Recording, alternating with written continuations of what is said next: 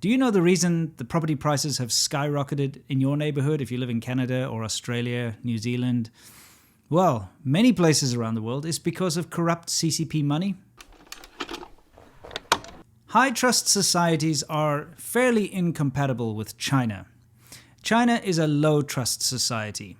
And if you live there, you'll understand what I'm talking about. People aren't very trusting of their fellow man, and this is due to a lot of issues brought upon by just society in general and the way the Communist Party of China has ruled the country for so long. This is, of course, not a Chinese thing, as in Chinese ethnic thing. This is a mainland China issue. Go to Taiwan, it's a very high trust society. Singapore, any other place that has a large ethnic Chinese community. Now, the purpose of this video is not to try and stoke up any kind of xenophobia or anything like that. It's to point out something. You see, the Communist Party of China and its corrupt officials have had a devastating effect on real estate around the world. Now, the only way to combat this is not by becoming xenophobic and starting to hate your Chinese neighbor or anyone of Chinese descent, but it is to point this out and try to bring things into balance. You see, in mainland China, it's a tool of the Chinese government to ramp up xenophobia against the West constantly. I've made videos about it very recently where people are receiving pop-ups on their phones, basically painting the West as the enemy, especially America, Canada, whoever is the flavor of the day, Australia. And they use this as a tool of control. Unfortunately, it's very unbalanced. China is incredibly xenophobic and racist towards the rest of the world, and the government is allowed to push this horrible rhetoric towards the people day in and day out without being questioned by the rest of the world. But the rest of the world, this very high-trusting society, trusts China too much and so is taken advantage of, but cannot, however, speak out against all the abuses of trust by the Chinese government and unscrupulous Chinese officials and Chinese citizens that come abroad from mainland China. Because if you try to speak up against it, you're seen as being racist, xenophobic, etc., etc. Now, my solution to this is not to drive up xenophobia and hatred towards Chinese people, but to call out the vastly superior xenophobia and racism in China in order to shine a spotlight on that and hopefully bring that down. Because if you call them out, they might have to rein it in a little bit. So if you bring that down, it'll level it out. Rather than ramp up our xenophobia and our hatred in the West to meet China on an equal level, let's try to bring their xenophobia and racism down so that we can meet on an equal level down here. Anyway, that's a complete digression. Let's get on to the whole real estate thing. Corrupt money flowing out of China has been something that's been going on for decades now. It's fairly straightforward. Corrupt officials, people with money in China, and there is a correlation between the CCP, the Chinese Communist Party, and people with money in China, because there is no way for you to achieve anything in China, any measure of real success in China without having government connections. So all the millionaires and billionaires and very wealthy Chinese people that immigrate abroad or have assets abroad are, for the most part, not all of them, but for the most part, I'd say a good 90-something% of them are either Chinese government themselves or very heavily entwined with the Chinese Communist Party. That's the only reason they got to where they are. Now, the thing is, China offers very little in the way of stability and investment. I mean, heck, the Chinese property market is this crazy house of cards built on leases. You don't ever own the land.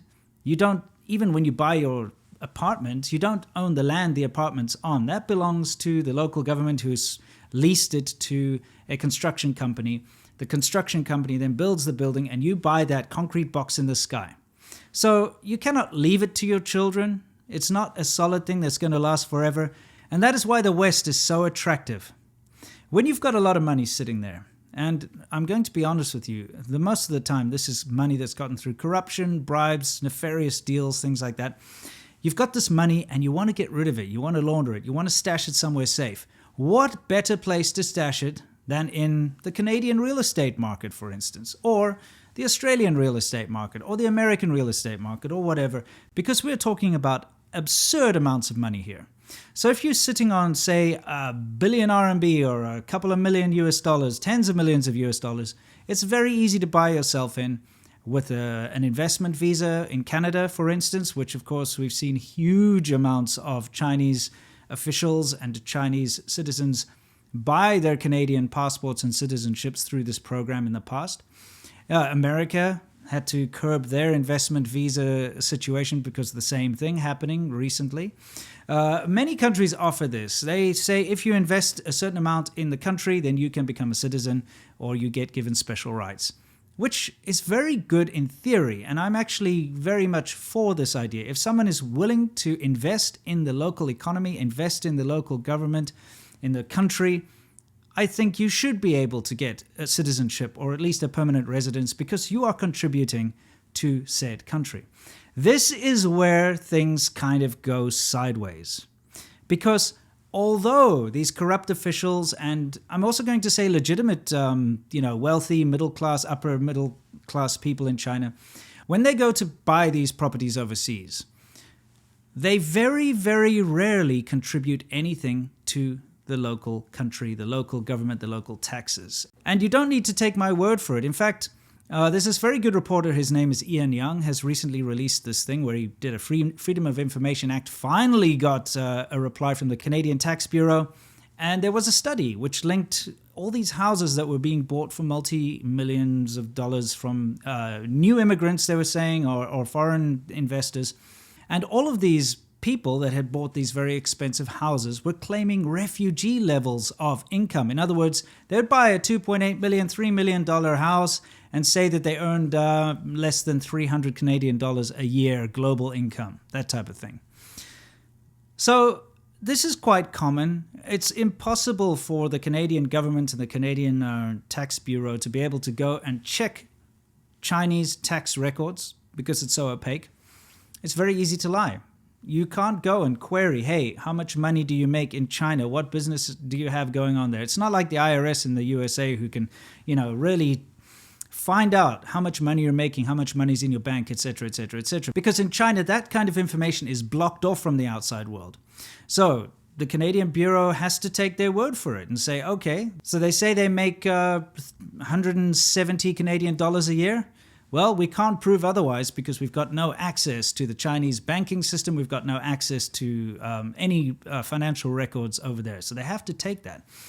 So you see what happens is when someone claims such a small and a low income, they are not taxed.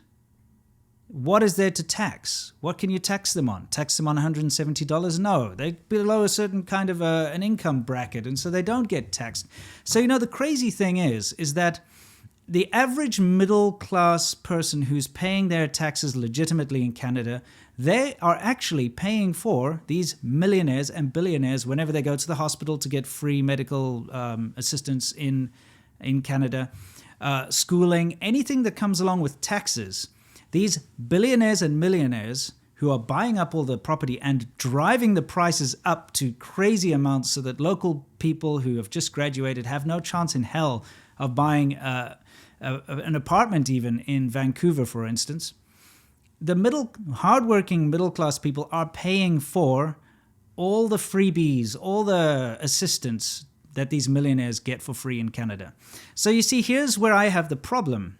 I am not against foreign investment, but I am against the fact that the majority of these foreign investments when it comes to real estate, the people buying up the places, these new immigrants, are not contributing to the country, to the taxes. So that's where the problem lies. It's a high trust society being taken advantage of by a low trust society and by criminals, because the corrupt CCP officials, and of course, I'm excluding anyone who's legitimate here, so please hear me out. It's the corrupt CCP officials who funnel their money out of China in way of investing in real estate. They contribute nothing to the local economies in the countries that they do this in because they claim poverty on their tax returns. They claim poverty on their income levels and things like that. But they are millionaires, often multimillionaires, billionaires doing this. And it's quite disgusting. Now, I know a lot of countries have now tried to step up and stop this from happening, but it's had a very, very long time, decades and decades, to take hold and really shape the real estate markets and shape certain neighborhoods and areas in different countries around the world. And it's pretty awful when you see what's going on, because a lot of the properties are purchased and left empty as pretty much a bank account. And that's all it is. They're not being used, they're not being lived in, they're used as a way to store money that's been stolen out of China and funneled into Canada. And they do this through various ways. They do it through proxy purchases. They do it through sending their children as students to buy the properties.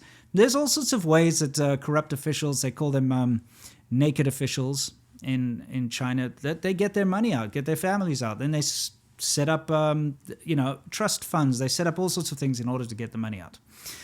Now, I understand that money makes the world go round, and it's very disheartening to see the kind of things that happen because of this. I know someone personally who here in the States was about to buy a house, and they'd just gone to approve the loan and all of that stuff, and a rich Chinese foreigner who just came in just decided to buy it out from under them by offering a little more and offering to pay cash then and there. There's no way to compete with that kind of thing. Now, if it's a legitimate purchase, if it's a legitimate immigrant who lives in the house and looks after the house and becomes a part of the neighborhood, I've got no issue with that whatsoever. My issue is with the real estate that's being left open, which is being used as a way to funnel out corrupt bribe money from China. And the fact that, well, obviously because of money, locals and governments turn a blind eye to this. It's like the mafia. It's a criminal organization. The CCP is a criminal organization, and a lot of the people working for the CCP are criminals taking bribes and getting their money out.